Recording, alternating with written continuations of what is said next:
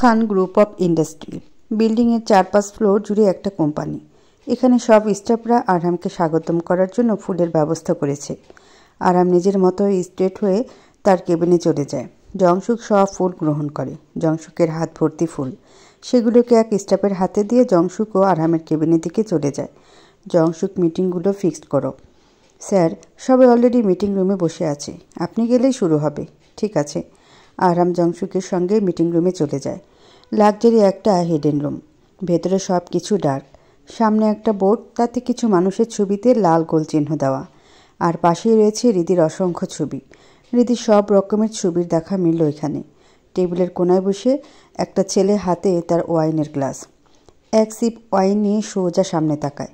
রাজার রাজ্যে সবাই গোলাম করতে হবে রাজা সুনাম, নইলে তোমার গরদান যাবে, বিরাট কঠিন শাস্তি হবে। কথাগুলো বলে ছেলেটা পাগলের মতো হাসে। আমার এই 4 দেয়াল, আমার এই গ্রহণ থেকে বের হতে পারবে জান? তুমি তো আমার, শতবার জন্মে তুমি আমারই, শুধু আরেকটু অপেক্ষা। ছেলেটাকে দেখিয়ে বোঝা যাচ্ছে যে ভীষণ পাগলামি করছে। ঘুম থেকে উঠে ঘড়ির দিকে চোখ যায় রীতির। দুপুর হয়ে গেছে। হাতে ভর দিয়ে বিছানায় বসে। অনেক ঘুম হয়েছে, এখন আর ভালো লাগছে না। উঠে ফ্রেশ হয়ে নিচে আসে রীতি। মিসেস ইউনশো খাবার কি রান্না হবে তাই বোঝাচ্ছেন মেয়েদের। আম্মু, রীতি উঠে গেছিস মা? এদিকে আয়, বস। কী করছো? রীতির শাশুড়ি দিকে এগিয়ে যায়। কিছু না, রান্না কি হবে তাই বোঝাচ্ছিলাম। ও আচ্ছা। রীতি টেবিলের একটা চেয়ারে বসে। রান্না আমি করবো আম্মু? না, এখন না, পরে করো কোনো দিন। কেন আম্মু?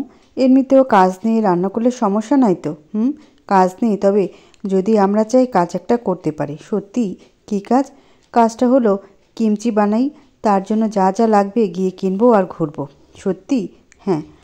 চলো আম্মু, তাহলে যাই। তাহলে গিয়ে রেডি হয়ে আয়। রীতি ভীষণ খুশি হয়ে ওপরে চলে যায়। রেডি হয়ে নিচে আসে। এরপর শাশুড়ি বউ মিলে সুপার শপে যায়। সেখানে অবশ্য গার্ড ছিল, কারণ আরামের কড়া নির্দেশ। রীতি সাদা রঙা ওভারকোট পরেছে, নিচে অবশ্য দেশি কামিজ। দুজন মিলে সুপার শপে গিয়ে প্রয়োজনীয় সব কিছু কিনে। এরপর মিসেস খান রীতিকে নিয়ে একটা শপিং মলে যায়, যেখানে বিভিন্ন ব্র্যান্ডের আউটলেট আছে। লুইস ভিউটন, এখানের পার্স পছন্দ? একটু একটু। চলো তাহলে। না আম্মু, এগুলো অনেক দাম, আমার এজন্য পছন্দ হয় না। তুই আরাম খানের বউ, দাম কেন দেখিস? তোর বরকে দেখিস না? সে তো ব্র্যান্ড ছাড়া জামা পরেই না, তাহলে তুই কেন এসব দেখিস? চল। শাশুড়ির সঙ্গে স্টোরে আসে রীতি। সবগুলো সময় বেশ উপভোগ করে সে। সেখান থেকে একটা পার্স কেনে। এরপর ওর বাসায় চলে আসে। বাসায় আসার পর ফ্রেশ হয়ে রীতি খেতে বসে। তবে খাওয়ার আগে তার কেন জানি না আরামের কথা মনে পড়ে যায়। আরাম খেয়েছে কি না, তবে তার কাছে ফোন নেই। সে তার শাশুড়ির দিকে তাকায়। কি হয়েছে রীতি? আম্মু, ফোনটা দিবেন? হ্যাঁ অবশ্যই দেব, কিন্তু কাকে ফোন করবে? ওই ওনাকে। ও, ওনাকে? আচ্ছা। আম্মু, রীতি লজ্জা পেয়ে যায়। তবে মিসেস ইউনসো রীতিকে বেশি জ্বালায় না। ফোনটা রীতিকে দিয়ে তিনি কিচেনে চলে আসেন। ছেলে আর বউয়ের মাঝে থাকতে নেই। রীতি ফোন করে আরহামকে। হ্যালো আম্মু। আম্মু না, আমি। জান। আরহাম হাসে। চুপ করে আছো কেন? বলো, কি বলবা?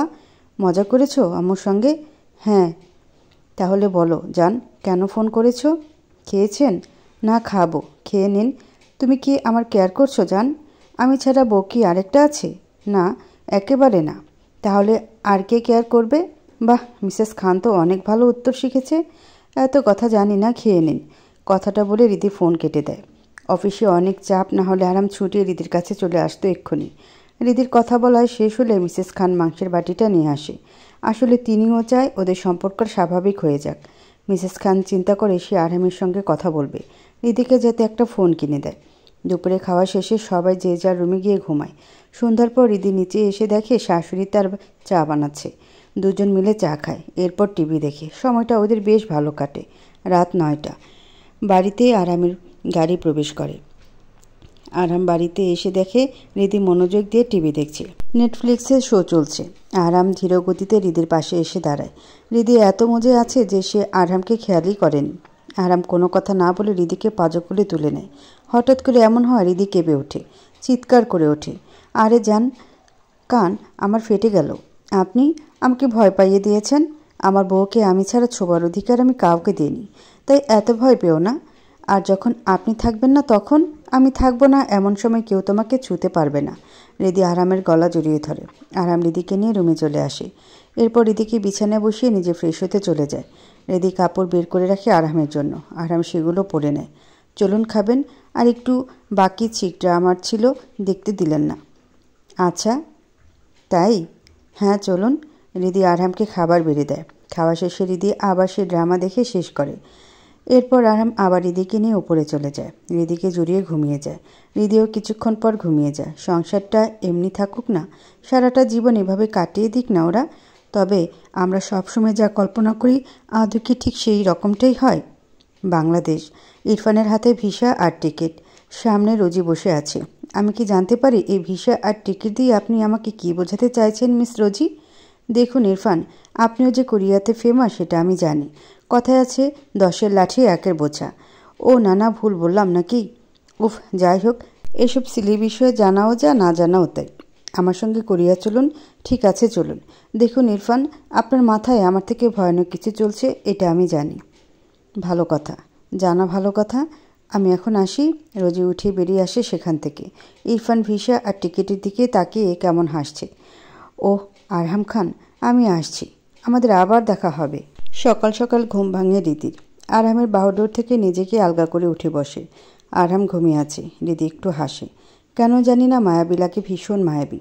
রিদি ধীরে গতিতে আরহামের দিকে এগিয়ে যায়। আরহামের কপালে চুমু খায়। আরহামের হেলদোল না দেখে আরও দুটো চুমু খায়। আরহাম উঠছে না, নড়ছেও না। রিদি লাই পেয়ে যায়, তাই আরও দুটো চুমু খায়। এরপর সরে আসতে যাবে এমন সময় পেছন থেকে আরহাম রিদির হাত ধরে নিজের নিচে ফেলে। রিদির চোখ বড় বড় হয়ে যায়। এটা কি হলো? আপনি জেগেছিলেন? দেখছিলাম বউ আমাকে কিভাবে লুকিয়ে লুকিয়ে চুমু খায়। ছাড়ুন, বদলোক। বদলোক কেন হব জান? তোমার লোক। ছাড়ুন। সব জায়গায় চুমু খেলে, কিন্তু আসল চুমু তো খেলে না। খাবো না, ছাড়ুন। এতক্ষণ তুমি যা করেছো আমি সহ্য করেছি, এখন আমি যা করব তুমি সহ্য করবে। কথাটা বলে আরাম রিদির ঠোঁট আঁকড়ে ধরে। রিদি উপায় না পেয়ে আরামের তালে তাল মেলায়। কিছুক্ষণ পর রিদি আরামের থেকে ছুটে ওয়াশরুমে চলে যায়। আরাম উঠে বসে বিছানায়। খালি পালাই পালাই, আজ আমার ছুটি, দেখি কী রকম পালাতে পারো। রিদি ফ্রেশ হয়ে বের হয়। এরপর আরহামকে যেতে বলে। আরহামও বাধ্য ছেলের মতো ওয়াশরুমে চলে যায়। আরহাম যেতে রিদি ড্রয়ার থেকে একটা প্যাকেট বের করে। এখানে একটা কিউট হুডি, যাতে কিটি কার্টুন আঁকা। রিদি যখন কাল শপিং মলে এটা দেখেছিল, তখনই কেন জানি না আরহামকে এটা পরাবে মন চাইছিল। হুডিটা আরহামের ফ্যাশন সেন্স থেকে একেবারে আলাদা। আরহাম কোথায় সব সময় ডার্ক সাজ সেজে থাকে, সেখানে এটা ভীষণ কিউট। রিদি ভাবছে আরহাম এটা পরবে তো। এমন সময় ওয়াশরুম থেকে বের হয় আরহাম। রিদিকে হুডি হাতে কিছু ভাবতে দেখে আরহাম এগিয়ে আসে। কি ভাবছো? কিছু না। এটা কার? এটা এটা আসলে। আরহাম রিদির সামনে হাঁটু গেড়ে বসে। আমার, তাই তো? মানে? আরহাম মাথা নামিয়ে দেয়। দাও, পরিয়ে দাও। রিদি খুশি হয়ে যায়। আরহামকে হুডিটা পরিয়ে দেয়। আরহামকে ঠিক যতটা কঠিন আর রুড বলে মনে হয়, এই কার্টুন আঁকা হুডিতে ঠিক ততটা নরম আর সাধারণ মানুষ লাগছে। আরহাম রিদির দিকে তাকিয়ে আছে। আরহামের গাল ভরা হাসি। রিদিও আরহামের দিকে পলকহীনভাবে তাকিয়ে আছে। নিজের অজান্তেই রিদি চিন্তা করছে, ওনার দিকে তাকিয়ে আমি বুঝতে পারি যে আমি তো ওনার মতো এমন করে কখনো কাউকে চাইতে পারবো না। আমার অনুভূতি তার জন্য যেমন, এমন আর কখনো কারোর জন্য হবে না। তার চোখ, তার গাল, তার ঠোঁট সব কিছু ব্যক্ত করে যা আমার জন্য, কেবল শুধুমাত্র আমার জন্য। আরহাম রিদির তাকানো পলকহীন চোখ দুটোতে চুমো খায়। রিদি নিজের অবস্থা থেকে নড়ে বসে। কি হলো? কি হবে? কি ভাবছিলেন মিসেস খান? ভাবছিলাম আমাদের জীবন অদ্ভুত, তাই না? কীরকম? এই রিদির পুরো কথা শেষ হওয়ার আগেই দরজায় সার্ভেন্টের ডাক। স্যার, ম্যাম নিচে খেতে ডাকছে আপনাদের। আম্মু হয়তো উঠে গেছে, চলো। রিদি আর আরহাম খেতে চলে আসে। সবাই আরহামকে এমন হুডিতে দেখে অবাক হয়ে তাকিয়ে আছে। মিসেস ইউনসো আর জংশুক পাশাপাশি বসেছিলেন। দুজন দুজনের দিকে তাকায় একবার। জংশুক, আমি কি চোখে ঠিক দেখছি বাবা?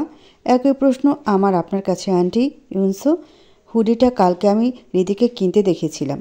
ভাবির জন্য ভাই সব কিছু করতে পারে, অবাক হয়ে লাভ নেই। আর আমার রিদি টেবিলের কাছে চলে আসে। এভাবে কি দেখছো তোমরা? কিছু না। আরাম, তোকে এতদিনে সুন্দর একটা জামা পরাতে পারলো কেউ? আরাম মায়ের দিকে তাকায়। জামাটা সুন্দর বেশি, খারাপ তো কিছু বলিনি, তাই না? হ্যাঁ তাই তো। আরাম খেতে বসে রিদিকে নিয়ে। সবাই সকালে নাস্তা করে বাড়ির বাগানে যায়। সেখানে সবুজ ঘাসের সঙ্গে আছে নানা রকম গোলাপ, আরও অনেক জাতের ফুল। রিদি ফুল দেখে মহা খুশি, সেগুলোকে পর্যবেক্ষণ করছে আর সবাই কথা বলছে। এমন সময় জংশুকের ফোনে কারোর কল আসে। জংশুক কলার আইডি দেখে ফোনটা কেটে দেয়, তবে ফোন আবার আসতে থাকে। আরাম লক্ষ্য করে বিষয়টা। জংশুক কলটা তুলে নেয়। ওকে। জংশুক ফোনটা নিয়ে একটু পাশে চলে আসে। হ্যালো জংশুক, তুমি বলেছিলে আমার সঙ্গে দেখা করবে। হ্যাঁ বলেছিলাম। তাহলে কেন কথার খেলাপ করছো?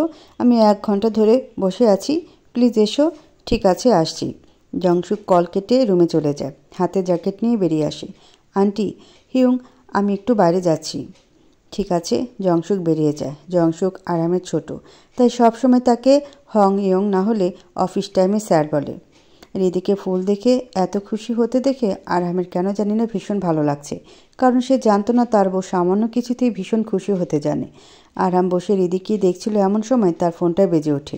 কলার আইডি দেখে আরাম পাশে সরে আসে। হ্যালো আরাম, আমি আব্বু বলছিলাম। জি আব্বু বলুন। কেমন আছো তোমরা?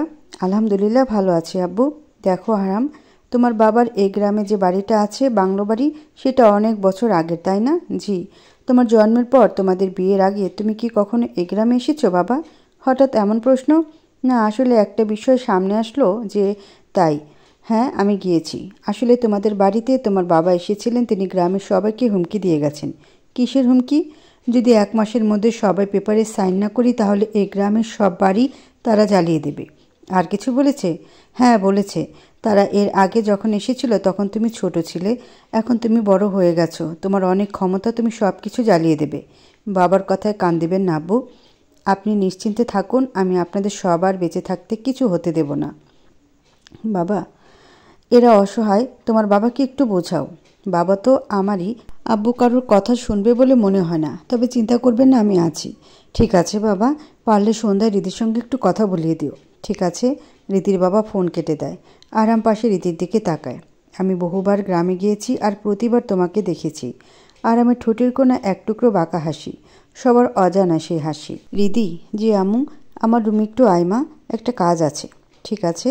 রিদি মিসেস ইউনসুয়ের সঙ্গে তার রুমে চলে যায়। 1 মিনিট রিদি, আমি একটু ওয়াশরুম থেকে আসছি। মিসেস ইউনসু ওয়াশরুমে চলে যায়। রিদি শাশুড়ির রুমটা ভালো করে চোখ বোলায়। হঠাৎ রিদির চোখ যায় আয়নার সামনে একটা বাক্সে। সেটা খোলা, দেখতে মনে হচ্ছে কোনো চুরির বাক্স। রিদি এগিয়ে যায়, আয়নার সামনে গিয়ে দাঁড়ায়, বাক্সের ভেতরের চুড়িটা হাতে ওঠায়। রিদির চোখ উজ্জ্বল করে ওঠে। পুরনো কিছু স্মৃতি, কিছু মিষ্টি স্মৃতি। রিদি। হঠাৎ করে মিসেস ইনসুয়ের কণ্ঠ শুনে রিদি চমকে ওঠে। জি, কি করছিস বাবা? কিছু না। এই চুড়িটা? ও আম্মু, এরকম একজোড়া চুড়ি আমার মায়ের কাছেও ছিল, মায়ের খুব প্রিয় ছিল, ঠিক এই রকম দেখতে। তাই একই ডিজাইন দেখে কিছু স্মৃতি মনে পড়ে গেল। মিসেস ইনসুয়ের মুখের হাসি কোথাও হারিয়ে গেল। ও আচ্ছা আম্মু, কি বলবেন?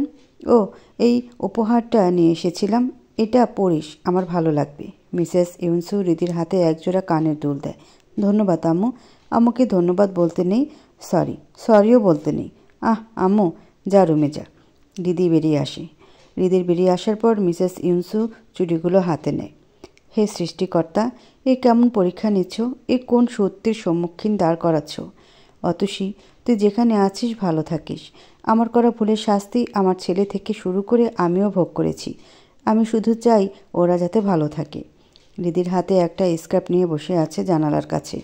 মিষ্টি দিনগুলো আসলে সুন্দর হয়।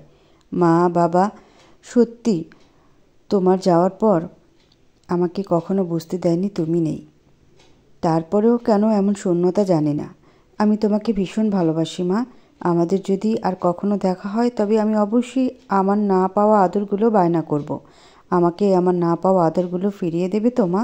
দরজা ঠেলে ভেতরে আসতে গিয়ে রিদির বলা কথাগুলো শুনে ফেলে আরাম। রিদিকে কষ্ট পেতে দেখে আরামের বুকেও কেমন কষ্ট হচ্ছে। বুকের বাঁ পাশে হাত দেয় আরাম। ওকে কষ্ট পেতে আমারও কষ্ট লাগে। আরাম নিজেকে সামলে নেয়। পদ্মা। আরামের কণ্ঠ শুনে রিদি আরামের দিকে তাকায়। হ্যাঁ, এটা কি তোমার ভীষণ প্রিয়? কেন? না আসলে যেদিন আমাদের বিয়ে হয়েছিল সেই দিনও তুমি এত কিছুর ভেতরে এই জিনিসটাকে নিয়ে এসেছিলে। আর এরপরেও এটা আমার মায়ের স্কার্ফ। ওনাকে খুব সুন্দর দেখাতো। আপনি জানেন, আমার মা খুব ওয়েস্টার্ন পরতে পছন্দ করত, শাড়ির থেকে বেশি সালোয়ার পরতো। কি সুন্দর দেখাতো। এই স্কার্ফে আমার মায়ের ঘ্রাণ আছে। আরহাম রিদির পাশে বসে রিদিকে নিজের দিকে টেনে নেয়। আচ্ছা তাই, হ্যাঁ ঠিক আছে, তাহলে আজকের দিন পদ্মার নামে মানে আমরা আজকে হান নদীর তীরে যাব আর আমাদের সময়কে উপভোগ করব। সত্যি? হ্যাঁ 100% সত্যি। ঠিক আছে, ওয়েট কি তুমিও আজ আন্টির মতো একটা স্যালোয়ার স্যুট পরো? কিন্তু আমার কাছে ওই রকম কিছু নেই, সমস্যা নেই, এই স্কার্ফটা পরবো।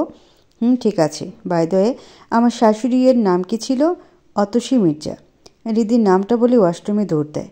আরহাম নামটা শুনে ভীষণ অবাক হয়ে যায়। অতসী মির্জা? অতসী আন্টি?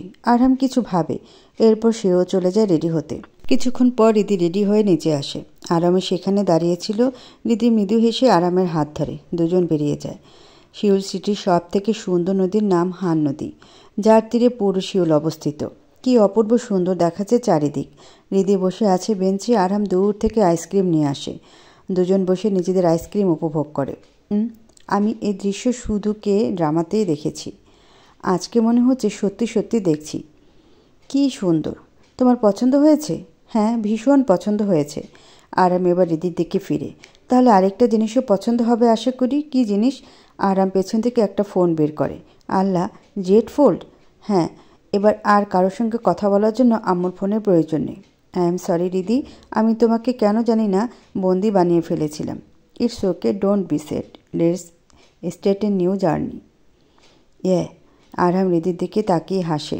ওর হাসি আমাকে দুঃখ ভোলার সাহস দেয়। ওর ওই হাসি আমাকে সত্যি ভাগ্যবান পুরুষ হিসেবে উপস্থাপন করে। আই এম সরি পদ্মা, আমি আর তোমাকে কাঁদতে দেব না। আরাম এসব কথা নিজেই ভাবছে এমন সময় রিদি আরামের হাত ধরে। দেখুন জংশুক হিউং। জংশুক? হ্যাঁ, সামনে তাকান। আরাম সামনে তাকায়। জংশুক পাশে একটা মেয়ে। মেয়েটাকে আরহাম চেনে। এটা সিয়ান, সম্পর্কে আরহামের মামাতো বোন। আরহামের আপন কোনো মামা নেই, একটা খালামণি আছে যার ছেলে জংশুক। পাশে ওটাকে, মেয়েটা সুন্দর তাই না? সিয়ান। আপনি নামও জানেন?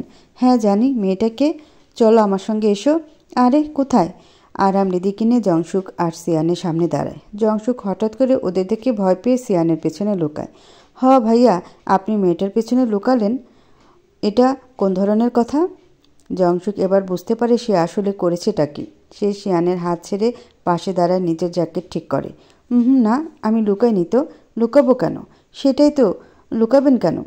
হিউং আসলে, in fact drop it in the crop scene, take this turkey to the wedding hall at least. ওপা, I was trying hard. But as you say donkey, a donkey is always donkey. আরহাম সিয়ানের কথা শব্দ করে হেসে দেয়। রিদির হিংসে হলো। আরহাম এভাবে হাসবে কেন? জংশুক পরিস্থিতি আর অবস্থা থেকে বাঁচতে বলে। চলো চলো আমরা যাই, ওখানে যাই, আজকের ডিনার আমার পক্ষ থেকে। আরহাম, জংশুক, সিয়ান, রিদি চলে আসে একটা রোড সাইড রেস্টুরেন্টে। কোরিয়াতে ফ্রাইড চিকেন ফেমাস, তার সঙ্গে সুজু। ওদের খাবার সার্ভ করা হয়, ওরা খাবার খায়। রিদি সবার সঙ্গে বেশ খুশি। তবে আরহামের একটা কল চলে আসে আর আমার জংশুক একটু পাশে চলে আসে। আসার সময় আরহাম সিয়ানকে রিদির খেয়াল রাখতে বলে। সিয়ান একটা ভদ্র মেয়ে, কাইন্ড বটে। ওরা চলে গেলে সিয়ান রিদির দিকে ঘুরে। রিদি রাইট? হাই, আমি সিয়ান, আরহামের মামাতো বোন। হ্যালো। আরহামের রিদিকে পুরো কথা শেষ করতে না দিয়ে সিয়ান বলে, মিসেস আরহাম খান। হ্যাঁ। তুমি সুজু খাও? ড্রিঙ্কস? হ্যাঁ খাবো। সিয়ান সার্ভ করে। রিদি মুখে দিতে বেশ কড়া লাগে। এটা একটু বেশি কড়া। আরে মজা লাগেনি? মজাও আছে, আর একটু দাও। দুজন মিলে ড্রিঙ্ক করে। কিন্তু প্রথমবার হওয়ায় রিদির একটু দ্রুত আর খুব তাড়াতাড়ি ড্রাঙ্ক হয়ে যায়। সিয়ান, হ্যাঁ আরহামকে দেখে তোমার কেমন লাগে? কেমন আবার হ্যান্ডসাম লাগে? হ্যান্ডসাম না, খারুস। হ্যাঁ, একটু খারুস তো আছি, সিয়ান চিল্লিয়ে বলে। হ্যাঁ, ওটা একটা মনস্টার। মনস্টার? হ্যাঁ মনস্টার। এমন সময় রিদির পাশে কেউ এসে দাঁড়ায়। খুব। ও দেখো আমার সামনে কে? Sian the monster. কিসের মনস্টার? মনস্টার আরহাম খান। আপনি মনস্টার? সিয়ান, এটা কি? এই বেটা, তুই আমার সামনে অন্য মেয়ের সঙ্গে কথা কস কেন? আরহামের চোখ বড় বড় হয়ে যায়। আমি? হ্যাঁ তুই। সাহস দেখো, আমার সামনে মেয়েদের সঙ্গে কথা বলিস, তোকে তো মেরে এই হান নদীতে ফেলে দেব। পদ্মা, চলো আমরা বাসায় যাই। এই না কেন যান? কিসের যান? আমি আরেকটু খাবো। আরেকটু? রিদি হাত দিয়ে দেখায়। এইটুকু খাবো। বলে রিদি পাশ থেকে সোজুর বোতল নিয়ে খাবে, কিন্তু তাতে আর ছিল না। এ মা, কি হলো? নেই কেন? কেন নেই? হ্যাঁ, এটা রাস্তা। হ্যাঁ তো রাস্তা হোক বাড়ি, তাতে আমি কি করতে পারি? পদ্মা? কি পদ্মা? আরামের এবার হাসি পাচ্ছে। সে রিদির কাছে চলে আসে। রিদি আরামের দিকে হাত বাড়িয়ে দেয়। চলো, ঘালে তুলো, ওই রাস্তা দিয়ে হাঁটবো, ঠিক আছে? আরাম হাসে। ঠিক আছে। রিদি ওর হাত বাড়িয়ে দেয়। আরাম রিদিকে ঘাড়ে তুলে নেয়। হাবি? আমার এত ভালো লাগছে, এটা অনেক ভালো। তাই? হ্যাঁ। নদীর পাড়ে তোমার গাড়ে উঠে ঘোড়াটা এত মজাদার কেন? জানি না। আরও দ্রুত। ঠিক আছে। দূরে দাঁড়িয়ে আরাম আর রিদির কাণ্ড দেখছে সিয়ান এবং জংশুক। তুমি কি জানতে না রিদি সৌজুতে অভ্যস্ত নয়? আমি জানলে এমন কাজ করতাম না। ভালোই করেছ। হিউংয়ের এমন দৃশ্য আমি এর আগে দেখিনি। আমিও দেখিনি, তবে দৃশ্যটা সুন্দর, এর জন্য আমাকে ধন্যবাদ দেওয়া উচিত। ধন্যবাদ ম্যাডাম সিয়ান। সিয়ান হাসে, সঙ্গে জংশুকও। রিদিকে ঘাড়ে করে প্রায় 40 মিনিট হাঁটে আরাম। রিদির পাগলামি তার ভালো লাগে। কিছুক্ষণ পর জংশুক ড্রাইভ করে ওদের বাড়িতে নিয়ে আসে। আরাম রিদিকে পাজো কোলে তুলে রুমে নিয়ে আসে। রুমে এনে রিদিকে শুয়ে দেয়। হাবি, আমাকে রেখে যেও না প্লিজ। আমি চাই তুমি আমাকে জড়িয়ে ধরো। আরামের গলায় থাকা রিদির ব্যাগটা পাশে রেখে রিদির পাশে বসে আরাম। ঠিক আছে হাবি, আমাকে জড়িয়ে ধরো না। আরাম রিদিকে জড়িয়ে ধরে। I love you Ridi. Ridi আরামকে নিজের আরও কাছে চায়। আরাম রিদির ঠোঁট আঁকড়ে ধরে। রিদিও তাকে কিস ব্যাক করে। কিছুক্ষণ পর আরাম সরে আসে। রিদি ঘুমিয়ে গেছে। আরাম রিদির কোটটা খুলে নেয়। রিদির জামা খুলে নাইট ড্রেস পরিয়ে দেয়। রিদির হাত ধরে নিজের হাতের মাঝে নিয়ে আসে। I love you. রিদির হাতে চুমু খেয়ে ওয়াশরুমে চলে যায়। জ্যাকেট খুলে ফ্রেশ হবার জন্য পানি ছাড়ে আরাম। আরামের বডি পারফেক্ট। প্রতিদিন এক্সারসাইজ করার জন্য 6 প্যাক তৈরি হয়েছে। ফর্সা শরীর বেয়ে পানি গড়িয়ে পড়ছে। আরাম আয়নার দিকে তাকায়। আয়নার সামনে একটা কাঠের পুতুল রাখা। পুতুলে হাত দিতে কিছু স্মৃতি চোখের সামনে ভেসে ওঠে। ফ্ল্যাশব্যাক। মায়ের বাংলাদেশ ছাড়ার পর প্রচুর একা হয়ে যায় আরহাম। সারাদিন সবার সঙ্গে রুটলি বিহেভ করে। মিস্টার খানের একটা কাজ পড়ে যায় হৃদয়পুর গ্রামে। তিনি আরহামকে নিয়েই আসে। রিদিদের গ্রামের সব থেকে বড় বাড়িটা হলো খান সাহেবের বাংলো বাড়ি। আরহাম বিকালবেলায় বের হয়েছে বাসা থেকে। পেছনে তার 2টো গার্ড। 15 বছরের নাবালক ছেলেটা পকেটে হাত দিয়ে সোজা হাঁটছে। এমন সময় গ্রামের নদীর পাশে একটা বসার জায়গা। আরহাম নিজের গার্ডদের বলে, এখানে দাঁড়াও, আমাকে ফলো করা বন্ধ করো। কিন্তু ছোট স্যার, বড় স্যারের অর্ডার, আমি ওইখানটায় বসছি, আমার পাশে না আসলেই হচ্ছে। কথাটা বলে আরাম সোজা চলে যায়। গার্ডরা আরামের কথা মতো সেখানে দাঁড়িয়ে রয়। নদীর পাড়ে একটা 5 বছরের মেয়ে দৌড়াচ্ছিল, হাতে একটা কাঠের পুতুল। তবে দেখতে দেখতে আরামের সামনে হোঁচট খেয়ে পড়ে মেয়েটা। হাঁটু কেটে গেছে। বাচ্চা মেয়েটা শব্দ করে কান্না করে দেয়। হাতে থাকা পুতুলটা নদীর পাড়ের নিচে পড়ে গেছে। নদীর ভিতরে এখনও যায়নি। আমার মিমি। আরাম এগিয়ে আসে। তুমি ঠিক আছো? আমার মিমি। আরাম সঙ্গে সঙ্গে নিচে নেমে যায় আর পুতুলটা তুলে আনে। ধন্যবাদ, কিন্তু তুমি ওকে বাঁচিয়েছো, তাই তুমি এটাকে কাছে রাখো। আমি এটা দিয়ে কী করবো জানো? ওর নাম মিমি। ওকে দেখলে তুমি সব সময় ভালো থাকবে। আমার মিমি যখন থেকে আমার কাছে আছে আমার কোনো কষ্ট হয় না, তাই তুমিও সব সময় ভালো থাকবে। তাই? হ্যাঁ। আরহাম ইশারা করে গার্ডদের। গার্ডদের কাছে ব্যান্ডেজ ছিল। সে ব্যান্ডেজ নিয়ে আরহাম মেয়েটার পায়ে লাগিয়ে দেয়। তোমার নাম কি? আমার নাম পদ্মা। পদ্মা? হ্যাঁ। জানো, বাবা ভালোবেসে রিদি বলে ডাকে। আমি বাবার হৃদয়। তাই? হ্যাঁ। আরহাম রিদির হাঁটুতে ব্যান্ডেজ করে দেওয়ার পর সেখানে আজিজ রহমান দৌড়ে আসে। রিদিমা, কোথায় গেছিলি? আমার জান বের হয়ে যাচ্ছিল তোকে না দেখে। বাবা, মিমি পড়ে গেছিল, এই ভাইয়াটা। রিদি ঘাড় ফিরিয়ে তার বাবাকে দেখাবে আরহামকে। তবে সেখানে আরহাম নেই। বাবা, এখানে একটা ভাইয়া ছিল। মারে, এভাবে বাবাকে না বলে কোথাও যাস না। আমার কলিজায় পানি ছিল না তোকে না পেয়ে। সরি বাবা। আজিজ রহমান রিদিকে নিয়ে বাড়ি চলে আসে। আরহাম দৌড়ে দাঁড়িয়ে সেটা দেখে। স্যার, বাড়িতে চলুন। চলো। বর্তমান।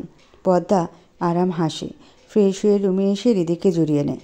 রিদিও আরামের বাহু ধরে নিজেকে সমাহিত করে নেয়। রাত 1:20। মিসেস ইনসো এখনও সজাগ রয়েছে, ঘুম তার চোখে নেই। অতসী, তোর সঙ্গে আমি যে পাপ করেছি তার খেসারত এখন আমাকে দিতে হচ্ছে। আমাকে ক্ষমা করে দে অতসী। আমি তোর অপরাধী। মৃত্যুর আগ পর্যন্ত এই অপরাধ আমাকে তাড়া করে বেড়াবে। তুই আমার রক্তের কেউ না হয়ে আমাকে যে ভালোবাসা দিয়েছিস, আর বদলে আমি তোকে মৃত্যু দিয়েছি। আর আজ রিদির কাছে ওর মায়ের কথা শুনিয়ে আমার আরও খারাপ লাগছে। আমার জন্য ওকে মা ছাড়া বাঁচতে হয়েছে। আজিজ রহমান তাহলে তোর স্বামী? আমি কি করে কিছুই বুঝলাম না। কথাগুলো বলে মিসেস ইনসো কাঁদতে থাকে। মিসেস ইনসো আজিজ রহমানকে সরাসরি রিদির বাবা হিসেবে দেখেনি। সকাল সকাল রিদি ঘুম থেকে ওঠার পর মাথায় কি প্রচণ্ড যন্ত্রণা শুরু হয়েছে তার। এমন সময় সামনে কেউ তার লেবুর শরবত ধরেছে। শরবতের দিকে তাকিয়ে মাথা তুলে দেখে আরহাম দাঁড়িয়ে। এটা কি শরবত?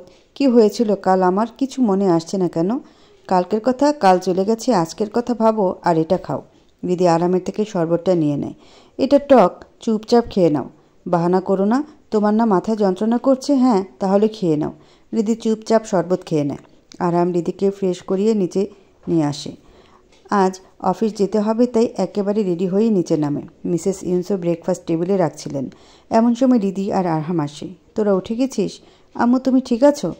আরামের এমন প্রশ্ন শুনে একটু ঘাবড়ে যায় মিসেস ইউনসো। হ্যাঁ, আমার আবার কি হবে? আর আমার কিছু বলে না। সবাই খেয়ে নেয়। খাওয়ার পর আরাম অফিসের জন্য বেরিয়ে যায় জংশুককে নিয়ে। রিদি আর মিসেস ইউনসু মিলে টিভি দেখতে বসেন। তারা দু শাশুড়ি বৌমা দিন বেশ ভালোই কাটাতে পারে। আম্মু কাল আমাকে ফোন গিফট করেছে উনি। ও মা, তাই? হ্যাঁ, দেখুন। রিদি আরহামের দেওয়া ফোনটা শাশুড়িকে দেখায়। খুব সুন্দর হয়েছে। তোর পছন্দ হয়েছে? হ্যাঁ। বাবাকে কল করেছিস? না। তাহলে বাবাকে কল কর। রিদি মৃদু হেসে বাবাকে কল করবে এমন সময় কলিং বেলের শব্দ। আম্মু, আমি দেখছি। রিদি উঠে দরজা খুলে সামনের মানুষগুলোকে দেখে অবাক হয়ে যায়। রিদি, কে দরজায় মা? মিসেস ইউনসু এগিয়ে এসে দেখেন মিস্টার খান এসেছে। তুমি এখানে কেন এসেছো? হানি, তুমি আমার উপর রাগ করে এইভাবে আমাকে ছেড়ে চলে আসবে আমি কল্পনাও করতে পারিনি। তুমি এক্ষুনি বেরিয়ে যাও, না হলে আমি আরহামকে কল করব। জাগি, তুমি নিজের হাজব্যান্ডের সঙ্গে এরকম ব্যবহার করতে পারো না। বেরিয়ে যাও। আমার কোনো হাজব্যান্ড নেই। এমন কথা বলো না।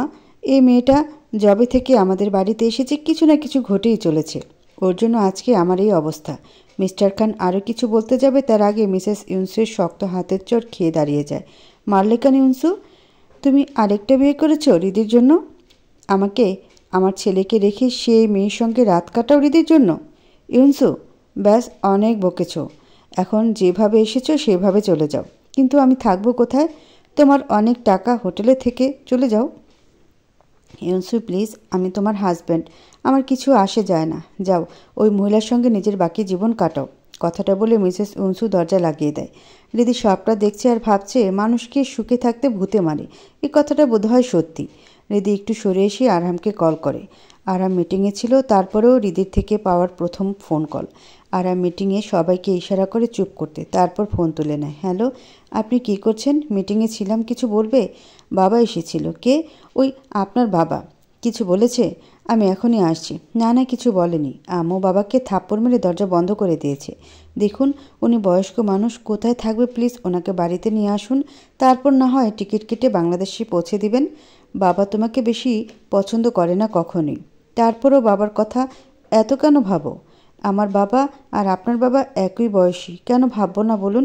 ঠিক আছে, আমি দেখছি, তুমি আম্মুকে সামলাও। ঠিক আছে। আরাম ফোন কেটে দেয়। রিদি শাশুড়ির কাছে চলে যায়। ফোন কাটার পর আরামের মুখ দেখে জংশুক বুঝতে পারে সমস্যা হয়েছে কোনো। তাই সে আরামের একটু কাছে গিয়ে বলে, কি হয়েছে? বাবা এসেছে। কোথায় উঠেছে একটু খোঁজ নেই। আর আমাকে মেল কর, আমি বের হচ্ছি, মিটিংটার ডিটেল শেয়ার করে দিস। আরহাম বেরিয়ে যায়। জংশুক খবর নিয়ে আরহামকে মিস্টার খানের লোকেশন সেন্ড করে। আরহাম সেদিকে গাড়ি ঘোরায়। হোটেলে উঠেছে মিস্টার খান। আরহাম হোটেল ম্যানেজমেন্টের সঙ্গে কথা বলে। দেখুন মিস্টার খান, আমরা আপনাকে পারমিশন ছাড়া যেতে দিতে পারবো না। তিনি আমার বাবা, আর আপনারাও পারবেন স্যার। আরহাম চোখ দিয়ে তাকায় তাদের দিকে, ওরা ভয় পেয়ে যায়। স্যার, এই যে চাবি। আরহাম উঠে যায়। 402 নাম্বার রুমে গিয়ে নক ছাড়াই দরজা খুলে ফেলে আরহাম। তবে ভেতরে যাওয়ার আগে কিছু কথা কানে আসে তার। আঙ্কেল, আপনি কেন আরহামকে আনতে পারলেন না? উফ, বেশি বকো না। আরহামকে কিভাবে আনবো? ইউনসু আমাকে চর মেরে বের করে দিল। রোজি আরও কিছু বলবে তার আগে ওরা টের পেয়ে যায় কেউ তাদের পেছনে আছে। রোজি আয়নায় আরহামকে দেখে ফেলেছে। আঙ্কেল, আন্টি আপনাকে চরটা মারল? কি করে মারল? আমার যে কী কষ্ট হচ্ছে। রিদির জন্য সব হচ্ছে। মেয়েটা সব সময় খারাপ চায়। মিস্টার খান কিছু বলবে তার আগে আরহাম ভেতরে প্রবেশ করে। বাবা, আরহাম তুই এসেছিস বাবা আমাকে নিয়ে যেতে? মোটেই না। আমি ক্যাপ্টেনকে বলে দিয়েছি কাল সকালে বাংলাদেশ রওনা হবে তুমি। কথাটা বলে আরহাম বেরিয়ে যায়। রোজি কিছু বলে না, কারণ এখন সময় নয় এসবের। তুমি দেখেছিলে আরহাম এসেছে? হ্যাঁ, দেখেই তো চুপ ছিলাম।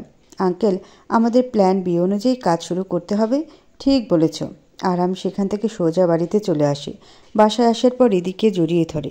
রিদি কিচেনে কাজ করছিল, কারণ তার খুব শখ এই মুহূর্তে সে রান্না করে সবাইকে খাওয়াবে।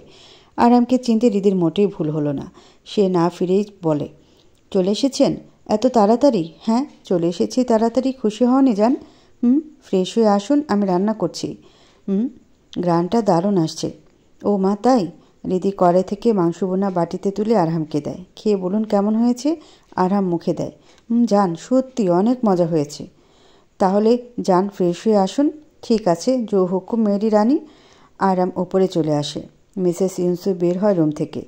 রিদিবাবু, কি সুন্দর সেন্ট বের হয়েছে। সত্যি আম্মু? হ্যাঁ, বসুন আপনি, আমি আসছি। একটা কালো স্যুট পরা লোকের সামনে হাঁটু গেড়ে বসে আছে ইরফান। ইরফানের গালে চড়ের দাগ আর ঠোঁট কেটে রক্ত বের হচ্ছে। আমি তোমাকে কী কাজ দিয়েছিলাম ইরফান? স্যার, আমরা কৃষকদের অনুমতি ছাড়া সেখানে কনস্ট্রাকশনের কাজ শুরু করতে পারবো না। এটা তো শুধু বাহানা ইরফান, আসল রহস্য এর থেকেও গভীর। স্যার, আমি কিছু বুঝলাম না। দেখো ইরফান খান, আরহাম খানের ছোট ভাই। দেখতে আরহামের মতো হলেও আরহামের মতো বুদ্ধি তোর নেই। স্যার, আরেকটা সুযোগ। এই সুযোগই তো দিয়ে আসছি তোকে আমি। তোর জন্ম আমার জন্য হয়েছে ইরফান, আমি না চাইলে কিছুই হতো না। আহা, আমার ভালোবাসার ইউনসুও যদি জানতো ওর জন্য আমি কত কিছু করেছি। মানে? শোন মোহরি, দয়া করে আমার কথা অনুযায়ী চলা শুরু কর। আরামের বউয়ের থেকে নজর সরিয়ে সেই কাজ কর যা আমি করতে বলেছি। কি কাজ? হৃদয়পুর গ্রাম জ্বালিয়ে দে। না থাকবে ফসলের মাঠ, না থাকবে কৃষক, আর না থাকবে বাধা। কিন্তু স্যার, এটা তো রিস্কি। রিস্ক নেওয়া আমার কাজ, তোকে এত ভাবতে হবে না। দয়া করে বের হয়ে যা। ইরফান সেখান থেকে বেরিয়ে গেলে আমরা দেখতে পাই মধ্যবয়স্ক হলেও চেহারায় এই ছাপ আসেনি। দেখেই বোঝা যাচ্ছে সে কোরিয়ার কেউ। মিস্টার চৈসং উন, ইন্টারন্যাশনাল ব্র্যান্ড লুইস হেনরি এর মালিক। তবে ব্র্যান্ড তো শুধু শো। তাকে সামনে রেখে সব রকমের ইলিগেল কর্মই মূল লক্ষ্য। মিস্টার চৈসং উন নিজের জায়গা থেকে উঠে পেছনে তাকায়। দেয়াল থেকে পর্দা সরাতে সেখানে মিসেস ইউনসুয়ের অনেক অনেক ছবি দেখা যায়। ইনসু, কেন তুমি আমাকে রেখে অন্য কাউকে বিয়ে করলে? আর কেন ওই আরহাম তোমার কোলে আসলো? কেন? আরহাম যদি আজ আমার সন্তান হতো তাহলে কি খুব খারাপ হতো? তুমি যদি আসিফ খানের স্ত্রী হওয়া সত্ত্বেও আজিজ রহমানকে ভালোবাসতে পারো, তাহলে আমি কেন পারবো না? মিস্টার চংসং উন রাগে নিজের হাতের মুঠে থাকা কাচের গ্লাস ভেঙে ফেলে। কী না করেছি তোমাকে পাওয়ার জন্য। আজিজ রহমানের স্ত্রীকে মেরেছি যাতে তুমি ভাবো সব কিছুর জন্য দোষী তুমি। এরপর আরহামকে মাফিয়া হতে সাহায্য করেছি। আরহাম যোগ্য, কিন্তু আমি যদি আমার পজিশনে থাকার জন্য লড়াই করতাম তাহলে আরহাম কখনোই এই পজিশন পেত না। এটা তোমাকে বুঝতে হবে। ইরফানের মাকে আমি তোমার স্বামীর কাছে পাঠিয়েছি। ইরফানের জন্মের পেছনে একমাত্র আমার হাত। ওই গাধা আসিফ খান তো শুধু আমার গটির মোহর, যাকে আমি চালাচ্ছি আর ও চলছে। এত কিছু করার পরও আমি তোমাকে পেলাম না। তার উপর এই আরহাম আমার গলার কাটা হয়ে যাচ্ছে, আমার পথে বাধা হয়ে যাচ্ছে। এবার তো তোমাকে ছাড়া যাবে না ইউনসু। মিস্টার চংসং ইউন সিগারেট আর মদ একসাথে সেবন করতে থাকে। কোরিয়া, খাবার কেমন ছিল? ভীষণ ভালো ছিল, অনেক ধন্যবাদ। কেন ধন্যবাদ? কেন আম্মু? আরে, আমার মেয়েটা তোর খারাপ কেন লাগে? আমি তো এমনি বলছিলাম, মাঝে মাঝে এই রকম ভোজন হলে ভালোই হয়। হ্যাঁ, আমিও তো একমত। আমিও একমত। সবাই মিলে নিজেদের খাবার খেয়ে রুমে চলে আসি। রিদি রুমে এসে বেলকনিতে একটা সোফা আছে, সেখানে গিয়ে বসে। এমন সময় রিদির কাছে তার বাবার ফোন আসে। রিদি বাবার কলার আইডি দেখে ফোন তুলে নেয়। বাবা, রিদি জান আমার। রিদি বাবার কণ্ঠ শুনে নিজের অবস্থান থেকে উঠে বসে। বাবা, কি হয়েছে? তোমার কণ্ঠ এমন শোনাচ্ছে কেন? জান আমার মেয়ে, আমি তোমাকে অনেক ভালোবাসি। আমিও তোমাকে অনেক ভালোবাসি। কিন্তু বাবা, কি হয়েছে? মা, সময় এসেছে আরহামকে সত্যি কথা বলার। আমি খবর পেয়েছি কাল রাতে এখানে সমস্ত জমিতে আগুন ধরিয়ে দেওয়া হবে। কিন্তু বাবা, তুমি তো জানো আরহামের সঙ্গে এই বিষয়ে কোনো সংযোগ নেই। আরহামের অত্যাচার সয়েছি, ওর সব খারাপ ব্যবহার সহ্য করেছি। তুমি জানো আমি অন্যায় সহ্য করার মেয়ে না, কিন্তু আমি সব করেছি শুধুমাত্র এসব জানার জন্য। কিন্তু আরহামকে আমরা যা ভেবেছিলাম আরহাম তা নয়। আরহাম আলাদা একটা মানুষ। আমিও জানি দিদি, আমিও সবই জানি। কিন্তু এই মুহূর্তে আরহাম ছাড়া আমাদের সাহায্য কে করবে? এই গ্রামকে বাঁচাতে চাইলে আরহামের সাহায্য প্রয়োজন। কিন্তু এর জন্য আরহামকে তোমার সব সত্যি কথা বলে দিতে হবে। আরহামকে। কি সত্যি কথা? রিদি কেঁপে ওঠে। পেছনে ফিরে দেখে আরহাম দাঁড়িয়ে আছে। রিদি বুকে হাত দেয়। আপনি আমাকে ভয় পাইয়ে দিয়েছেন। আরহাম এসে রিদির সামনে বসে। কি সত্যি? কি সত্যি? এই সত্যি যে তাইকোয়ান্ডোতে ব্ল্যাক বেল্ট পাওয়া ছাত্রী। আমি রিভলভার হাতে নিয়ে এভাবে চালাতে পারি যে 6টা গুলিতে 6 জন মানুষকে 6 সেকেন্ডে মারা সম্ভব। এতদিন ধরে তোমার সঙ্গে সাদাসিধা ভোলাভালা মেয়েটা তোমার চড়থাপড় খেয়েছে, সে আসলে অত সাদাসিধা নয়, ভোলাভালা সেটা তো একেবারে নয়। আচ্ছা তাই? হ্যাঁ, বক্সিং ট্রেনিংও নিয়েছি। ওয়াও, এটা জানতাম না মানে আগে যা যা বলেছি সেই সব জানতেন? হ্যাঁ জানতাম, মানে মনে করো এটা একটা সাম্রাজ্য আর এখানের মহিপতি আমি, তাই আমি সব জানি। তুমি কি ভেবেছো তোমার চর যেদিন খেয়েছিলাম প্রথম দিন সেই দিনই বুঝে গিয়েছিলাম এই হাত সাধারণ কোনো মেয়ের তো হতেই পারে না। ওয়াও, আর মিস্টার মাফিয়া এসব জেনেও আমাকে সেদিন ওভাবে মেরেছিলেন? দেখো পদ্মা, তোমাকে সেদিন ওভাবে না মারলে শত্রুদের বোঝাতাম কি করে তুমি আর আমি শত্রু? হৃদি বুকে হাত গুজে বসে আছে, চোখে মুখে রাগ স্পষ্ট। আরাম হৃদির দিকে তাকিয়ে চোখ সরিয়ে নেয়। জানো, এতদিন ধরে আমি এটাই ভাবছিলাম, আমার বউ এত ব্রেভ, তারপরও এই ভেজা বিড়াল সাজার নাটক আর কতদিন করবে? খুব জানেন দেখছি বউর ব্যাপারে। হ্যাঁ, আর এটাও জানি এখন তোমার ভীষণ রাগ হচ্ছে, আর তুমি এখন আমাকে হাতের কাছে যা আছে তাই দিয়ে মারবে। তবে তোমার মারার আগে আমি এখান থেকে কেটে পড়ি। হৃদি পাশ থেকে ফুলদানিটা উঠিয়ে যখনই মারবে আরহাম দৌড়ে পালিয়ে যায়। ও আরহাম খান, এদিকে আসুন। ভাবেনটা কি নিজেকে? আরহাম খান, খান গ্রুপের চেয়ারম্যান। আচ্ছা ঠিক আছে, আমি রাগ করছি না, কিন্তু এই মুহূর্তে গুরুত্বপূর্ণ কথা আছে। কথা দাও বেলকনির দরজা খুলে মারবে না। না, আপনি আমার স্বামী, এইটুকু আল্লাহর ভয় আমার আছে। আসুন। আরহাম দরজা খুলে হৃদির সামনে আসে। বসুন। দুজনে বসে পাশাপাশি। দেখুন, আমি সিক্রেটলি বাবার হয়ে কাজ করতাম। এভাবে করে একটা সময় নিজেই সবটা বুঝতে পারি। ইরফান খান যতটা চালাক ওকে ভাবেন ও ততটাই ভোন্দা। মানে ওর একার দ্বারা এত বড় কাজ তো সম্ভব নয়। এর মানে তুমি কি বলতে চাইছো এর পেছনে অন্য কেউ আছে? দেখুন মহিপতি, আপনি হতে পারেন, কিন্তু রানী আমি। এর মানে হলো ইরফান খান হলো পেয়ালা, ওকে যে চালাচ্ছে আমাদের তাকেই ধরতে হবে। আমার কেন জানি না মনে হচ্ছে অনেক রহস্য লুকিয়ে আছে। বুঝলাম। চলো একটা ডিল করি। কী রকম ডিল? এই জমি এবং এই সব সমস্যা শেষ হবার পর তুমি আমার সাথে আগের পদ্মা হয়েই থাকবে। হৃদি মৃদু হেসে আরামের ঘাড়ে মাথা রাখি। প্রথমে অনেক কিছু নাটক হলো, আপনার প্রতি আমার ভালোবাসা কখনোই নাটক ছিল না হাবি। আরাম হাসে, হৃদির কপালে চুমু খায়। আমরা দুজন মিলে এই যুদ্ধ জয় করব ইনশাআল্লাহ। ইনশাআল্লাহ। একটা নতুন সকাল, তার সঙ্গে তৈরি হয় নতুন নতুন গল্প। ঘুম থেকে উঠেই 2 কাপ কফি বানায় রীতি। কফি নিয়ে আরামের সামনে আসে। আরাম হৃদিকে পাশে না পেয়ে ঘুম থেকে উঠে বসে আছে। হৃদি মৃদু হেসে আরামের সামনে কফির কাপ ধরে। আরাম কফিটা নিয়ে নেয়। কি হয়েছে? কি নিয়ে চিন্তিত? চারিদিকে এত শত্রু, এখন নিজের ছায়াকে দেখলেও বিশ্বাস করতে পারি না। এত চিন্তা কেন করছেন আরহাম? হৃদি, জি, আমি তোমাকে ভালোবাসি। হৃদি মৃদু হেসে আরহামকে জড়িয়ে ধরে। আমার ভয় হয় তুমি আমার জীবনের অনেক বড় এক টুকরো খুশি কেউ যদি কেড়ে নেয়।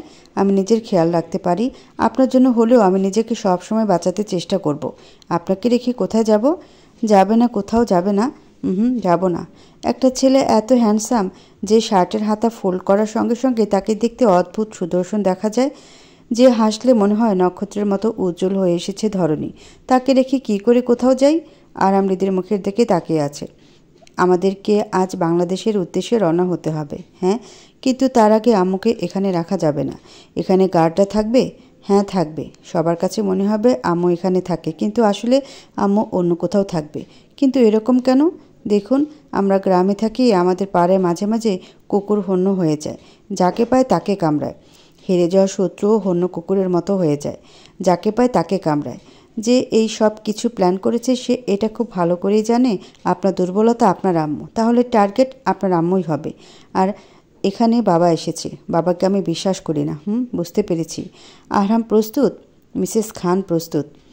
কোরিয়া থেকে বাংলাদেশের ফ্লাইট ছেড়েছে, তার কিছুক্ষণ পরেই উড়েছে আরহামের প্রাইভেট জেট।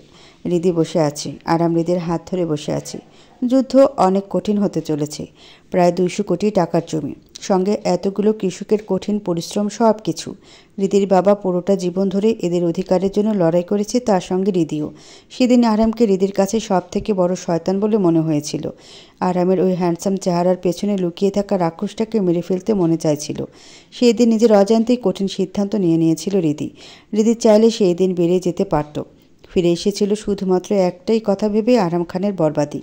কিন্তু সময়ের সঙ্গে হৃদি বুঝতে পেরেছে লোকটা সেই রকম নয়। আরামের থেকে শয়তান হলো তারা, যারা আরামের নামে খারাপ কাজ করে।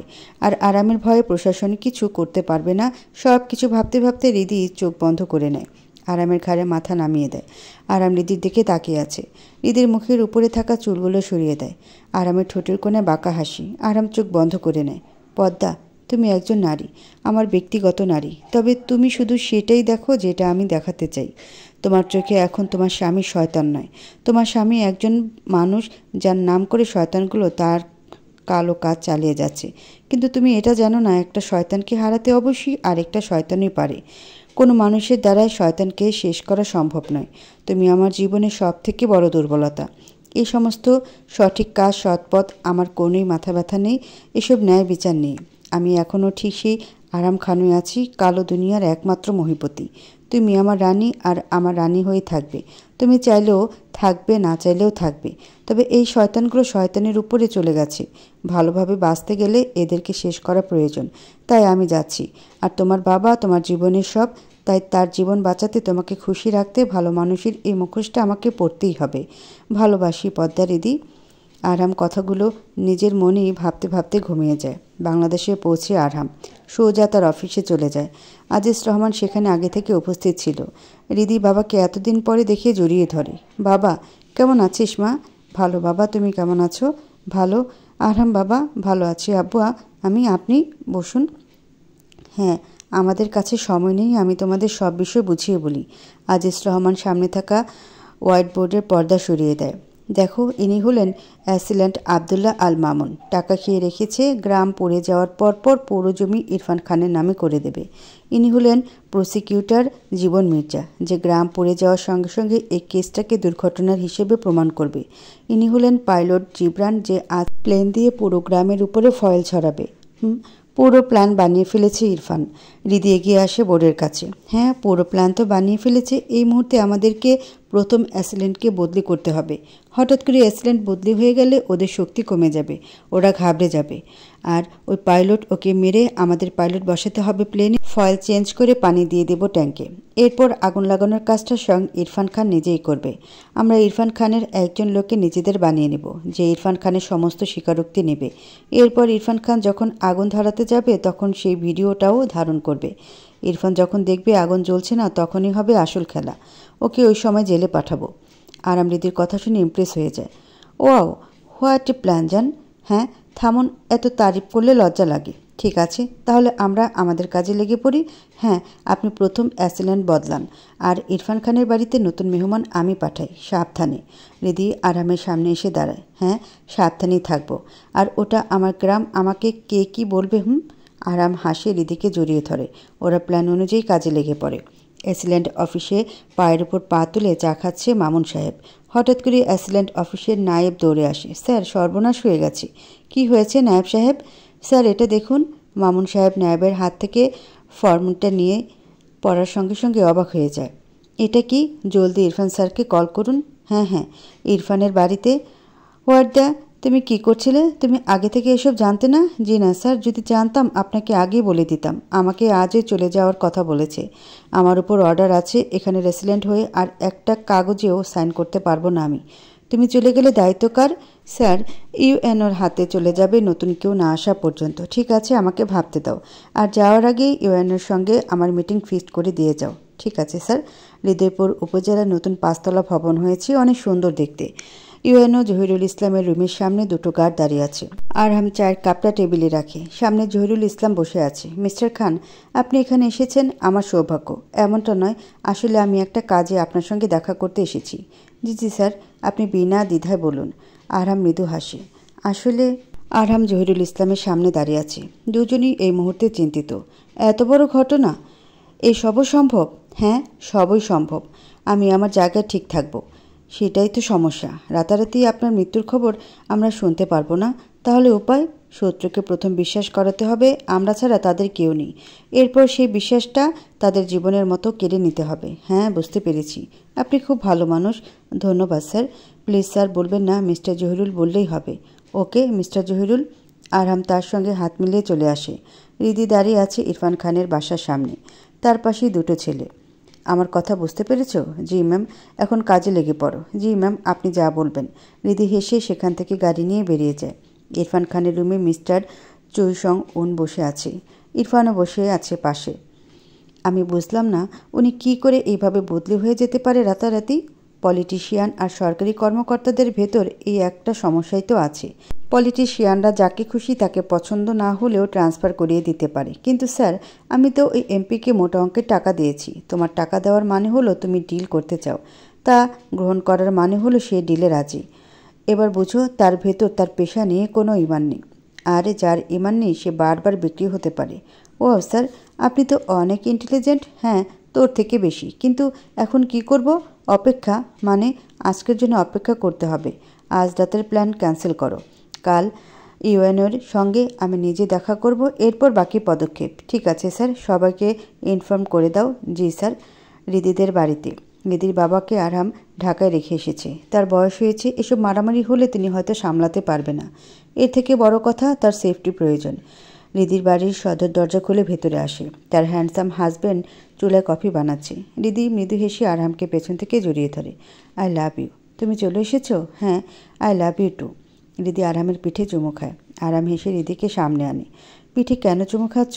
এখানে খেতে পারো। রিদি আরহামের ঠোঁটে নিজের ঠোঁট রাখে। আরহাম চোখ বন্ধ করে রিদির কোমর ধরে নিজের কাছে এগিয়ে আনে।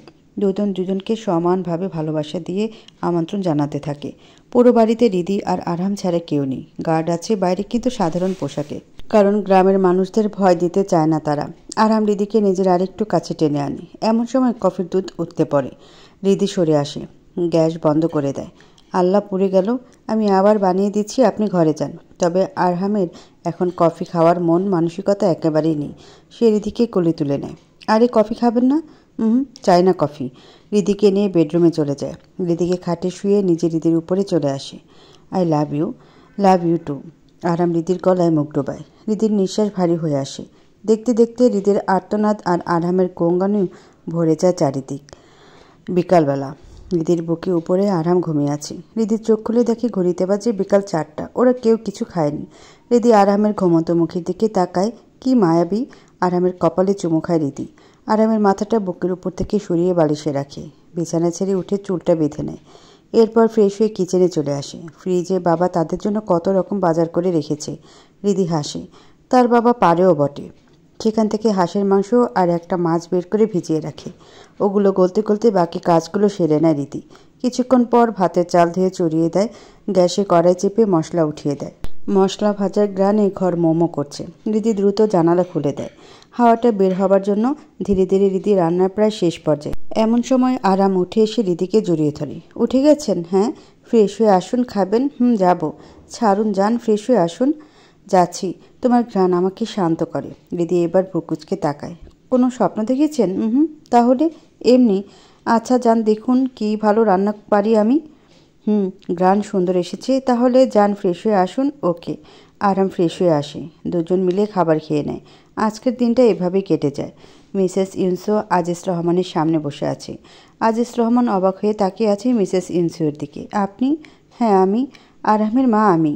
দেখুন মিসেস খান, আমি চাই না আমাদের অতীতের কারণে আমাদের বর্তমান বাচ্চাদের জীবনে কোনো প্রভাব পড়ুক। ভয় পাবেন না, আমিও চাই না এমন কিছু হোক। আমি সব ভুলে গেছি, আপনিও ভুলে যাবেন। আজিজ রহমান নিজের জায়গা থেকে উঠে রুমে চলে যায়। মিসেস ইনসু সেখানে বসে রয়। ঘটনার বিস্তার। মিসেস ইনসু বিয়ের পর থেকে আসিফ খান প্রায় তার কদর করা ভুলে গেছিল। এমন নয় তাকে অবহেলা করতো না, তবে সেই ভালোবাসাটা কখনো ছিল না। মিসেস খান আসিফ খানকে ঠিক করার জন্য প্ল্যান করে তারা ভ্যাকেশনে যাবে। পরিবার যদি এক জায়গায় থাকে তাহলে হয়তো সবটা ঠিক হবে। হৃদয়পুর গ্রামে ওদের যে বাংলো বাড়ি আছে সেখানে বেশ সুন্দর পরিবেশ। তিনি আসিফ খান আর আরহামকে নিয়ে সেখানে যায়। তখন রিদি তার মায়ের পেটে। আজিজ রহমান আর অতসী বেগমের অনেক সাধনার বাচ্চা। আজিজ রহমানের কিছু ফিজিক্যাল সমস্যার কারণে তাদের বাচ্চা হতে অনেক কষ্ট হয়েছে।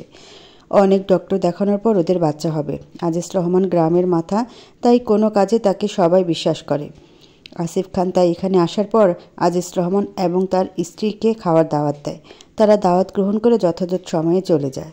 আজিজ রহমান আর অতসী বেগম খানবাড়িতে যাওয়ার পর সবাই মিলে খেতে বসে। মিসেস ইউনসু খাবার টেবিলে খাবার রেখে সবার সঙ্গে পরিচিত হন। মিসেস ইউনসু এর কণ্ঠ শুনে আজিজ রহমান অবাক হয়ে যায়। ইউনসু, আজিজ, কেমন আছো? ভালো। এই দেখো আমার ছেলে আরহাম। মিস্টার খান ওদের কথোপকথন শুনে জিজ্ঞেস করে, তোমরা একে অপরকে আগে থেকে চিনতে? প্রশ্নটা মিসেস ইউনসুয়ের হৃদস্পন্দনের গতি বাড়িয়ে দেয়। বাকি গল্প মিসেস ইউনসুয়ের দৃষ্টিতে দেখব আমরা। আমি সেদিন আসিফের থেকে লুকিয়ে গেলাম আজিজ আর আমার সম্পর্কটা। আজিজের বাবা ওকে অনার্সের জন্য কোরিয়া পাঠিয়েছিল। এবং আমরা একই স্কুলে পড়তাম। সেখানে আমাদের ভেতর সম্পর্ক বন্ধুত্ব থেকে আরও খানিকটা বেশি হয়ে যায়। কিন্তু আমাদের বন্ধু ছিল মিস্টার চৈ সং উন। আমার বেস্ট ফ্রেন্ড সং উন আমার খুব কাছের ছিল। গ্রাজুয়েশন কমপ্লিট হবার পর আজিজ আমাকে নিয়ে বাংলাদেশে যাওয়ার কথা ছিল, কিন্তু এমন সময় হঠাৎ খবর আসে আজিজের বাবা মারা গেছে। ভেঙে পড়ে আজিজ। আমার আর সেবার যাওয়া হয় না। ওর বাবার মৃত্যুর পর ওদের ব্যবসায় আসে বড় ঢল। আজিজ এসব সামলাতে পারে না। জানতে পারে ওর বাবা ঋণ করেছে। সেই সব পরিশোধ করতে করতে মাথার ছাড়া সব চলে যায়। এমন সময় আমি সাহস করে ওর হাত ধরতে পারিনি। সঙ্গন তখন নানাভাবে আমাকে ভুল বোঝায়। তখন আজিজকে বুঝতে পারিনি, কিন্তু আমার বিয়েটা আসিফের সঙ্গে হয়ে যায়। আমি বাংলাদেশে আসি। আসিফের ভালোবাসায় আজিজের কথা ভুলতে বসেছিলাম, ভুলে গেছিলামও। কিন্তু সেদিন আজিজের স্ত্রীকে দেখে ভেতরটা কেমন নাড়া দিয়ে ওঠে। সঙ্গন যে আমার জন্য এভাবে একটা আস্ত শয়তান হয়ে যাবে ভাবেনি। আজিজের বাংলাদেশে আসার পর আজিজ আমার জন্য একরকম চিঠি পাঠাতো আর সঙ্গন সেটাকে অন্যরকমভাবে উপস্থাপন করত। আরাম তখন গ্রামে এসে মজা পেয়ে যায়। আমরাও বিভিন্ন বাহানায় গ্রামে আসি। আসিফের ওই মেয়েটার সাথে যে তলে তলে একটা ছেলে হয়ে গেছে এটা জানতে পারি নাই, কারণ তখন আবার আজিজের দিকে খেয়াল চলে যায় আমার। কথায় আছে স্ত্রীরা সবই বুঝতে পারে। সেদিন অতসী এসেছিল আমার বাড়িতে একা, আজিজকে ছাড়া। আমি জিজ্ঞেস করি, এমন ভরা পেটে তুমি এখানে আসলে কেন? অতসী আমার কথার উত্তর না দিয়ে আমার উপর চিৎকার করে বলতে লাগলো তার স্বামী থেকে যেন আমি দূরে থাকি। আমারও রাগ হতে লাগলো, কারণ সে কোনো কথা না শুনিয়ে চিল্লাচ্ছিল। আমার রাগের মাত্রা বেড়ে যায়। রাগের কারণে ভুলে যাই অতসী প্রেগনেন্ট। ওকে ধাক্কা দিই, তবে ধাক্কাটা জোরে দিয়েছিলাম না। কিন্তু অতসী পিছলে পড়ে যায় আর রক্তক্ষরণ হয়। ডক্টররা রিদিকে কষ্টে বাঁচায়। সেই দিনের পর থেকে নিজেকে কেন জানি না অতসীর খুনি বলে মনে হয়। রিদি মা হারা হয়েছে আমার কারণে। এর 2 বছর ইরফান আর ওর মায়ের সম্পর্কে জানতে পারি। তখন নিজেকে আর সামলে রাখতে পারি না। ভুলেই গেছিলাম আমার আরহামও যে আছে। ওকে রেখে চলে গেলাম নিজের দেশে। এসবের জন্য আরহামকে সেই সময়টা দিতে পারিনি আমি। ছেলেটা আমার রুক্ষ মেজাজি হয়ে যায়। চায়ের কাপ টেবিলে রাখে মিসেস ইউনসো। পুরাতন সব বিষয়গুলো এখনও পরিষ্কার গল্পের মতো। এখন তাদের বাচ্চারা বিবাহ বন্ধনে আবদ্ধ। সব কিছু বদলে গেছে, সময় বদলে গেছে। তিনি আজিজ রহমানকে যে কষ্ট দিয়েছেন তার ফলেই হয়তো তার এত সৌন্দর্য তার স্বামীকে ধরে রাখতে পারেনি। মাঝে মাঝে মিসেস উইন্সো ভাবেন, এত সুন্দর হয়ে কী লাভ? রাতে ঘুমের মাঝে আরামের শক্ত হাত শার্টের নিচে অনুভব করে নড়েচড়ে ওঠে রিদি। সে গভীর ঘুমে মগ্ন। আরামের কৌতুক আর দুষ্টেমি মোটেই ভালো লাগছে না। আরাম রিদির ঠোঁটে হাত দিচ্ছে। রিদি এবার ঘুমে আটকে থাকা চোখ দুটো জোর করে টেনে খুলে। কিছু না। এই রাতের বেলায় কি হয়েছে, ঘুমান না? রিদি আরামের হাত দুটো নিজের কাছে নিয়ে বন্দি করে নেয়। বেচারা রিদি আরামের বলিষ্ঠ হাত দুটোকে কিভাবে নিজের সাথে চেপে রাখবে। আরাম তো নিজের হাত ছুটিয়ে আবার রিদির ঠোঁটে হাত রাখে। রিদি এবার বিরক্ত হয়ে দূরে গিয়ে শুয়ে পড়ে। কাছে আসবে না? প্রচুর ঘুম পাচ্ছে। আরাম হাসছে। রিদিকে এভাবে জ্বালাতে এত মজা কেন লাগছে? নিজের ঘুমটা কেন জানি না ভেঙে গেছে। এখন রিদিকে জ্বালাতে বেশ মজা লাগছে। আরাম দীর্ঘ সময় কম্বল থেকে বাইরে, তাই তার হাত ঠান্ডা হয়ে গেছে। গ্রামের দিকে প্রচুর ঠান্ডা পড়ে। আরাম নিজের ঠান্ডা হাত দিয়ে রিদির কোমর চেপে ধরে। রিদি এবার লাফিয়ে ওঠে। কি শুরু করলেন? বিরক্ত আমি। আরাম চোখ ছোট ছোট করে বলে, আমার ঠান্ডা লাগছে জান, হাত ঠান্ডা হয়ে গেছে। আরামের এমন করুণ কণ্ঠ শুনে রিদি পিটপিট করে তাকায়। ঠান্ডা হলেন কিভাবে? আসুন, আমার কাছে আসুন। রিদি আরহামকে বুকে জড়িয়ে নেয় আর হাত দুটো নিজের কাছে রাখে। আরহাম রিদির বন্ধ চোখ দুটোর দিকে তাকিয়ে আছে। রিদি তার মাথায় বিলি কেটে দিচ্ছে। কিছুক্ষণ পর রিদির চোখ খুলে দেখে আরহাম তো সজাগ। ঘুমাবেন না? না। তা কি করবেন? যা করতে চাই করতে দিবে তো? না প্লিজ, আমার ভীষণ ঘুম পাচ্ছে। কিন্তু আমার যে তুমি পাচ্ছে। এই তুমিটা আবার কি? উফ, তুমি বোঝো না কেন আমি তোমাকে কত ভালোবাসি? আপনি এমন করেন কেন? প্লিজ। রিদির চোখ ছোট ছোট করে তাকিয়ে আছে। আরাম রিদির উপরে চলে আসে। রিদির ঠোঁট আঁকড়ে ধরে। রিদিও আর না করতে পারে না। আরামের ছোঁয়া রিদিকে মোমের মতো গলিয়ে দিচ্ছে। আরামের ঠান্ডা হাতের স্পর্শে কেঁপে উঠছে রিদি বারবার। জান, আমার থেকে কি পালানো সম্ভব বলো? আমি কি পালাতে চেয়েছি? রিদি ঘন ঘন নিঃশ্বাস নিচ্ছে। আরাম বাঁকা হাসে। চাইলেও কি পারবে? আরাম রিদির গলায় মুখ ডোবায়। ধীরে ধীরে রিদির সমস্ত কাপড় ফ্লোরে পড়ে থাকে। আর শীতের দিনে রুমটা ভরে ওঠে গরম আবহাওয়াতে। শেষ রাতের দিকে শুরু হয়েছিল আরহাম। ফজরের আজানের পর আরহাম রিদিকে ছাড়ে। রিদি ক্লান্ত। আরহাম রিদিকে গোসল করে বিছানায় শুয়ে দেয়। ক্লান্তি ভর করেছে রিদিকে। সেই ঘুমিয়ে আছে। গভীর ঘুমে আচ্ছন্ন রিদি। আরহাম শুয়ে নাই। সে রিদির ঘুমন্ত শরীরের পাশে একটা চেয়ার টেনে বসে আছে। পকেট থেকে লাইটার বের করে একটা সিগারেট ধরায় আরহাম। সিগারেট নিয়ে কেমন শান্তি লাগলো। রিদির দিকে যে দৃষ্টিতে তাকিয়ে আছে আরহাম তা বোঝা কঠিন। এটা কি ভয়ানক নাকি ভালোবাসা?